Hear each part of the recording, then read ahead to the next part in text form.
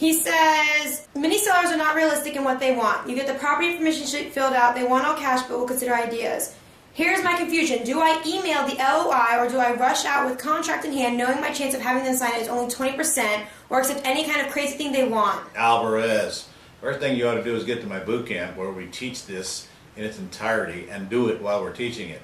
We don't rush out to anybody with a contract, and we don't send any LOIs out to people until after we've read the script to them and clearly know that they want to do business with us. They either want the lease option, or they want owner finance, or they want to sell it for what they owe on it. That's it. If you can't get a positive answer to any of those three, you've got no reason to ever even talk to them again. So get the property information sheets, call them, determine whether they're in or out, and if they're out, whack them and move on to people that want to do business with you. By the way, what your experience in California is no different than any place else in the country.